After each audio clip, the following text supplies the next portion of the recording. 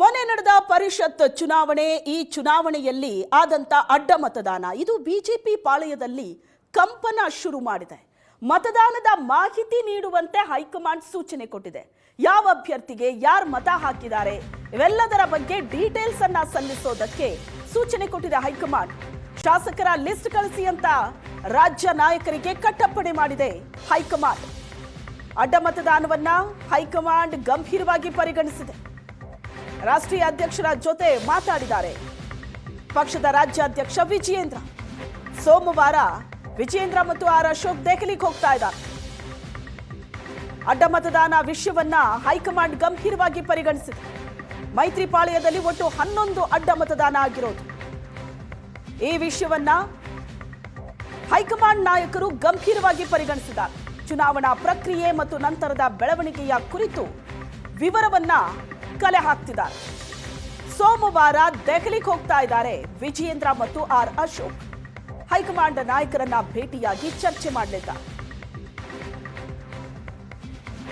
ಮಂಗಳವಾರದಿಂದ ಅಡ್ಡ ಮತದಾನ ಯಾರ್ಯಾರು ಮಾಡಿದಾರೋ ಶೋಧ ಕಾರ್ಯ ನಡೆಯುತ್ತೆ. ಈಗ ಹೈಕಮಾಂಡ್ ಡೀಟೇಲ್ಸ್ ಅನ್ನ ಕಲೆ ಹಾಕ್ತಾ ಇದೆ.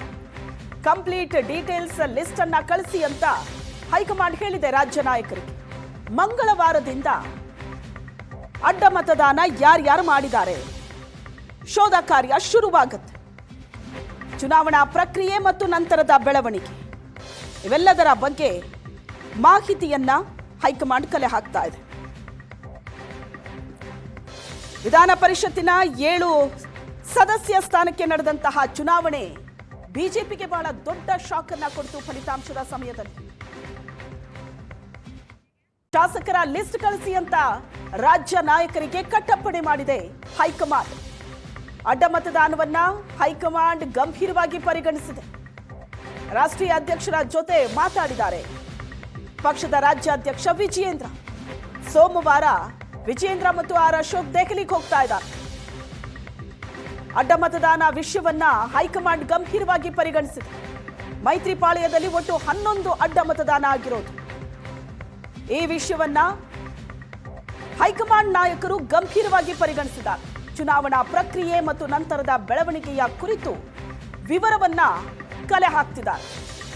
ಸೋಮವಾರ ದೆಹಲಿಗೆ ಹೋಗ್ತಾ ಇದ್ದಾರೆ ವಿಜಯೇಂದ್ರ ಮತ್ತು ಆರ್ ಅಶೋಕ್. ಹೈಕಮಾಂಡ್ ನಾಯಕರನ್ನ ಭೇಟಿಯಾಗಿ ಚರ್ಚೆ ಮಾಡಲಿದ್ದಾರೆ.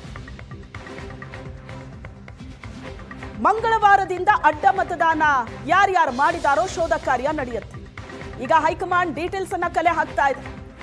ಕಂಪ್ಲೀಟ್ ಡೀಟೇಲ್ಸ್ ಲಿಸ್ಟ್ ಅನ್ನ ಕಳಿಸಿ ಅಂತ ಹೈಕಮಾಂಡ್ ಹೇಳಿದೆ ರಾಜ್ಯ ನಾಯಕರಿಗೆ. ಮಂಗಳವಾರದಿಂದ ಅಡ್ಡ ಮತದಾನ ಯಾರ್ಯಾರು ಮಾಡಿದ್ದಾರೆ ಶೋಧ ಕಾರ್ಯ ಶುರುವಾಗುತ್ತೆ. ಚುನಾವಣಾ ಪ್ರಕ್ರಿಯೆ ಮತ್ತು ನಂತರದ ಬೆಳವಣಿಗೆ ಇವೆಲ್ಲದರ ಬಗ್ಗೆ ಮಾಹಿತಿಯನ್ನ ಹೈಕಮಾಂಡ್ ಕಲೆ ಹಾಕ್ತಾ ಇದೆ. ವಿಧಾನ ಪರಿಷತ್ತಿನ 7 ಸದಸ್ಯ ಸ್ಥಾನಕ್ಕೆ ನಡೆದಂತಹ ಚುನಾವಣೆ ಬಿಜೆಪಿಗೆ ಬಹಳ ದೊಡ್ಡ ಶಾಕ್ ಅನ್ನ ಕೊಡ್ತು. ಫಲಿತಾಂಶದ ಸಮಯದಲ್ಲಿ